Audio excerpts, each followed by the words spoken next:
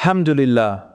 In the name of Allah subhanahu wa ta'ala, the most gracious, the most merciful, peace and blessings be upon our beloved Prophet Muhammad sallallahu alayhi wasallam.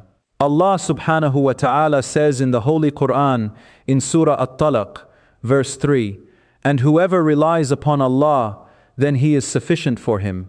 Indeed, Allah will accomplish His purpose. Allah has set a measure for all things."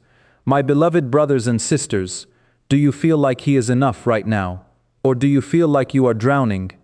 Or have you ever experienced that terrifying, suffocating sensation where the water is rising around you, the problems are piling up, the anxiety is crushing your chest, and you are just desperately, frantically trying to keep your head above water? You are swimming as hard as you can, you are kicking, you are fighting, you are trying to control every single wave that comes at you. But the harder you swim, the more exhausted you get. The water keeps rising, the bills keep piling up, the family drama keeps escalating, the health issues keep lingering, the loneliness keeps echoing, and you are just so tired of swimming. If you are listening to my voice right now and your chest feels tight, if you feel like you are one bad phone call, one unexpected email, one minor setback away from completely breaking down, I need you to listen to me very carefully, because I know exactly how you feel. I know the exhaustion. I know the panic. I know the feeling of being completely overwhelmed by the sheer weight of this dunya. But I also know the way out. Today, I am going to share with you the exact moment the drowning stopped. I am going to tell you about the one thing that pulled me out of the deepest, darkest ocean of anxiety and despair. It is not a productivity hack. It is not a cycle help mantra.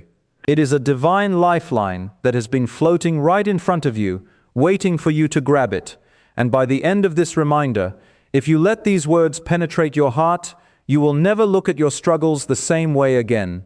You will stop swimming, and you will finally learn how to float on the mercy of your Creator. Chapter 1: The Anatomy of Drowning. Let us be brutally honest with ourselves. Why do we feel like we are drowning in the modern world? We live in an era that sells us a massive, dangerous lie. The world tells us that we are the masters of our fate. The world tells us that if we just plan enough, worry enough, work enough, and control enough, we are taught to believe that every outcome depends entirely on our shoulders. So what happens? We take on the weight of the universe. We wake up at 5 a.m. with our hearts already racing. We make mental lists of everything that could go wrong today. We carry the financial stress of the next 5 years on our backs. We carry the emotional burdens of our children, our spouses, our parents, and our friends. We try to micromanage every single variable of our lives.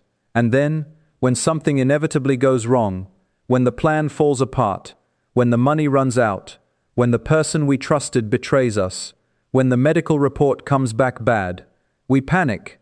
We feel like, because in our minds, if we are not in control, everything will collapse.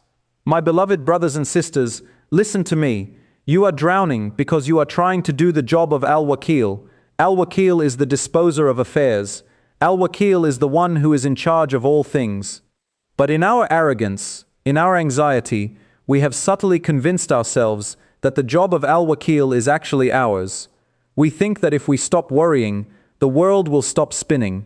We think that if we stop stressing, our problems will multiply, so we swim.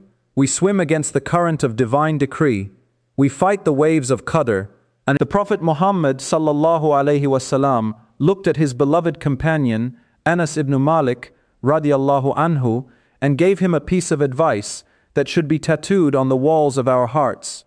He said, "O Anas, when you enter the evening, do not wait for the morning. When you enter the morning, do not wait for the evening. Take from your health for your sickness, and take from your life for your death." But more importantly, the Prophet sallallahu alaihi wasallam taught us the ultimate cure for the anxiety of trying to control the future. They go out in the morning with empty stomachs and return full in the evening. Notice what the birds do not do. The birds do not have retirement plans. The birds do not have savings accounts. The birds do not lie awake at night worrying about whether it will rain tomorrow. They wake up, they fly out, they do their part, and they completely, utterly surrender the outcome to Al-Razaq, the provider. And every single evening, they return full. My dear brother, my dear sister, you are not a bird, you are a human being, you are the crown of creation, you are the one whom Allah formed with His own hands, into whom He breathed His Spirit. Do you not think He will take care of you? Chapter 2. The Illusion of the Life Raft. When we feel like we are drowning, what do? We grab at anything. We look for a life raft. We grab at our phones, scrolling through social media, looking for a distraction from the pain. We grab at other people's opinions, trying to mold ourselves to fit their expectations. We grab at temporary pleasures, trying to numb the ache in our chests. We grab at our own anxiety, thinking that if we just replay the worst-case scenario enough times. The people I thought would support me had stepped back. The future looked like a dark, terrifying abyss. I was swimming so hard, trying to fix everything, trying to save everyone, trying to control the uncontrollable. I was losing my mind. I was losing my faith. I was losing myself. And then, one night, I hit the absolute bottom. I was sitting on the floor of my room. The tears were streaming down my face. I realized I was not the controller of the universe. I realized I was completely, utterly powerless. I could not save myself. And in that moment of absolute crushing powerlessness, I discovered the one thing. The one thing that saved me was not a strategy. It was not a plan. It was complete, absolute, total surrender. It was letting go of the steering wheel and letting Allah drive. Chapter 3. The Story of the Ultimate Surrender. Let me take you back in time to one of the most breathtaking stories of surrender in human history. The story of Hajar, the wife of Prophet Ibrahim, alayhis salam. Imagine her situation. Ibrahim alayhis salam leaves her and her newborn baby, Ismail, in the middle of a barren, desolate valley called Mekil. When Ibrahim alayhis salam starts to walk away, Hajar runs after him. She asks, "O Ibrahim, where are you going? Are you leaving us in this valley where there is no one and nothing?" She asks him this again and again, but he does not turn back. Finally, she realizes it is not a betrayal, it is a divine command. She asks, "Has Allah commanded you to do this?" He nods yes. And then she says the most powerful words of surrender in history. She says, "Then He will not neglect us." Subhanallah. That is the essence of the one thing. She did her part. She asked the questions. She sought clarity. When she did her part, she asked the questions. She sought clarity. But once she knew it was the decree of Allah, she did her part. She asks well. She stopped swimming against the current of divine will and floated on the ocean of His mercy. But the test was not over. The baby started crying from thirst. A mother's heart cannot bear to hear her child cry. So what did Hajar do? She did not just sit and say, "Allah will handle it." No, she took action. She ran to the hill of Safa. She looked for water. She saw nothing. She ran between Safa and Marwa 7 times. 7 times she climbed the hill. 7 times she ran down. 7 times she exhausted her physical body, her emotional energy, and her mental strength. The water came when she stopped, when she was at the end of her rope, when she had done absolutely everything she could, when she was completely exhausted and ready to submit to the decree. She heard a voice.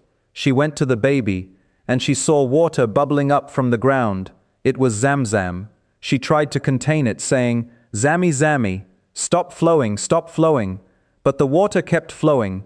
My beloved brothers and sisters, do you see the profound lesson here? Hajar had to run between Safa and Marwa. She had to do her part. She had to tie her camel. She had to make the effort. But the miracle kept flowing. My beloved brothers and sisters, do you see the profound lesson here? Hajar had to run between Safa and Marwa. You are running between Safa and Marwa right now. You are working hard. You are stressing. You are trying to fix your marriage, your finances, your health, your children. You are exhausted. You are at the end of your rope, and you are wondering why the water is not coming. The water is not coming because you are still trying to control the outcome.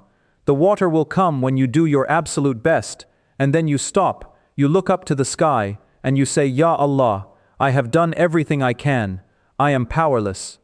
How do we implement this one thing in our daily lives when the anxiety is screaming in our ears?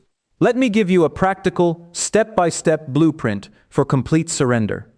Step 1. Admit your powerlessness, the ego death. The first step to letting go is admitting that you are not in control. This is the hardest step for the human ego. We hate admitting weakness. We hate admitting that we cannot fix everything.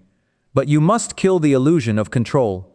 You must look at your life and say, Ya Allah, I am weak. I am limited. I cannot see the future. I cannot change the past. Step 1, because the moment you admit you are powerless, you hand the burden over to the all-powerful. Step 2, the physical surrender, sujood. Once your mind accepts your powerlessness, your body must follow. The Prophet Muhammad sallallahu alaihi wasallam gave us the ultimate physical tool for surrender, sujood, prostration. He said, the closest a servant is to his Lord is when he is in prostration. So increase your supplication therein. When you are drowning in anxiety, do not just sit on the couch and worry.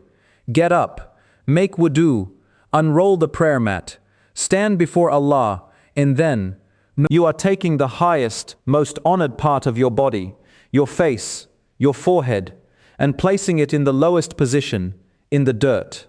You are physically enacting your spiritual reality.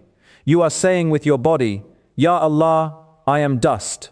I am nothing. You are the highest. You are the greatest. I am submitting to you. When you are in sujood, pour your heart out. Cry, whisper. Tell him exactly how you fear of Allah will never touch the hellfire. Every tear you cry in sujood is a shield. Please, take it from me. I surrender this problem to you. Every tear is a release of the toxic pressure in your chest. Let it out. Let the water of your tears wash away the anxiety in your soul. Step 3, the verbal surrender, the dua of Yunus. When your forehead is on the ground, you need the right words. You need the words that unlock the doors of heaven. You need the dua of Yunus, alayhi salam. Think about Prophet Yunus. He left his people in anger. He got on a ship. A storm hit. The darkness of the night. The darkness of the sea. The darkness of the whale's belly. 3 layers of darkness. He was completely, utterly drowning. There was no human who could hear him. There was no life raft. There was no escape. But in that suffocating darkness, Yunus alayhi salam did the one thing. He surrendered. He realized his powerlessness, and he called out, La ilaha illa anta, subhanaka, inni kuntu min adh-dhalimin. There is no deity except you. Exalted are you. Indeed, I have been of the wrongdoers. He did not demand to be saved. He did not say, I am a prophet. Innika. Allah heard that cry from the deepest depths of the ocean. Allah heard it through the layers of darkness. And instantly, miraculously, He commanded the whale to spit him out onto the shore. Allah says in the Quran about this moment, so we responded to Him, and thus do we save the believers. My beloved brothers and sisters, if you are in the belly of a whale right now, if you are surrounded by layers of darkness, if you feel like you are drowning in a situation with no way out, recite the dua of Yunus. Say it in your sujood. Say it while you are driving. Say it while you are cooking. Say it until it becomes. Glorify His might, and watch how the whale spits you out onto the shore of peace. Step 4. The mental surrender. Tawakkul in action. Finally, you must tie it all together with tawakkul. Complete trust in Allah. Tawakkul does not mean you sit in your room and do nothing. Tawakkul means you do everything in your physical power, and then you detach your heart from the outcome. You apply for the jobs, you study for the exams, you go to the doctors, you have the difficult conversations. You tie your camel, but once you have done your part, you cut the rope. You say, Ya Allah, the result is in your hands. This is the ultimate freedom. When you detach your heart from the outcome, you can no longer be disappointed. You can no longer be anxious, because you have handed the outcome to the one who never makes mistakes. Chapter 5.